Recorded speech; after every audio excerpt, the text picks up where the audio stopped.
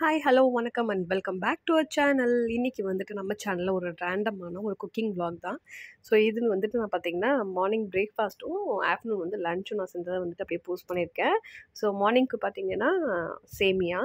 So சேமியா வந்து பசங்களுக்கு வந்து மோஸ்ட்லி ரொம்ப பிடிக்குன்றதுனால நான் மாவு இல்லாத டைமில் பார்த்தீங்கன்னா மேக்ஸிமம் வந்து சேமியா வந்துட்டு நான் செஞ்சுருவேன் வீக்லி ஒன்ஸ் அது.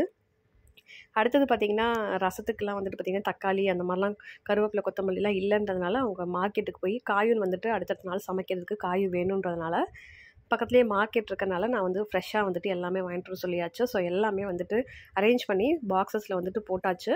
நம்ம இந்த கொத்தமல்லி இந்த புதினாலாம் பார்த்திங்கன்னா அழுகாமல் இருக்கணும் அப்படின்னா அடியில் வந்து நம்ம டிஷ்யூ பேப்பரை வச்சு நம்ம கவர் பண்ணிட்டோம் அப்படின்னா அந்த ஈரப்பதம் இல்லாமல் இருக்கும். ஸோ 1 வீக் ஆனாலும் உங்களுக்கு நல்லாவே ஃப்ரெஷ்ஷாக இருக்கும், ஈரமாகவும் இருக்காது உங்களுக்கு. அதே மாதிரி பச்சை மிளகாவும் பார்த்திங்கன்னா இந்த காம்பெல்லாம் கிள்ளி போட்டுட்டு நம்ம ஸ்டோர் பண்ணோம் அப்படின்னா சிகப்பாகாமல் இருக்கும், அது இல்லாமல் காயாமல் நல்லா ஃப்ரெஷ்ஷாகவே க்ரீனிஷாகவே இருக்கும்.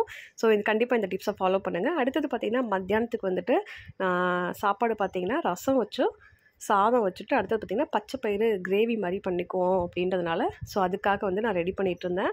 ஸோ ஒரு பேனில் பார்த்திங்கன்னா கொஞ்சமாக ஆயில் விட்டுட்டு கடுகு, உளுந்தம்பருப்பு, ஜீரகம் கொஞ்சோண்டு போட்டு வெங்காயம், தக்காளி, பச்சை மிளகா, கருவேப்பிலை போட்டு அதோட மசாலா பார்த்திங்கன்னா மஞ்சத்தூள், மிளகாத்தூள், மல்லித்தூள் ஸோ இது எல்லாமே சேர்த்துட்டு நல்லா அந்த மசாலா வந்துட்டு பச்சை வாசம் போகிற அளவுக்கு நல்லா வதக்கிட்டு இந்த பச்சை பயிரையும் நான் சேர்த்துக்கிறேன். ஸோ பச்சை பயிறு வந்துட்டு தனியாக நம்ம செய்கிறத விட உருளைக்கிழங்கு நம்ம சேர்த்து போட்டு செஞ்சோம் அப்படின்னா நம்ம சாதத்துலேயும் வந்துட்டு நல்லா வந்துட்டு நெய்யை ஊற்றி நம்ம பசைஞ்சு சாப்பிட்டோம் அப்படின்னா ரொம்பவே சூப்பராக அல்டிமேட்டாக இருக்கும். கண்டிப்பாக ட்ரை பண்ணுங்கள். ஸோ பசங்களுக்கு வந்துட்டு இந்த மாதிரி வந்துட்டு நம்ம பச்சை பயிறு, தட்டைப்பயிறு ஸோ இந்த மாதிரி வந்துட்டு ஏதாவது ஒரு பயிறு வகைகள் வந்து நம்ம சேர்க்கும்போது ஸோ உடம்புக்கும் வந்துட்டு ரொம்பவே ஹெல்த்தி.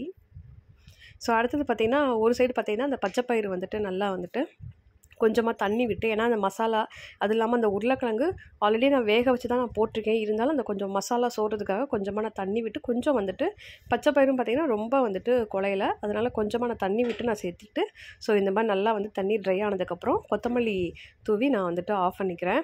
இன்னொரு சைடில் பார்த்திங்கன்னா ரசமும் வந்துட்டு சூப்பராக வந்துட்டு ரெடி ஆயிடுச்சு.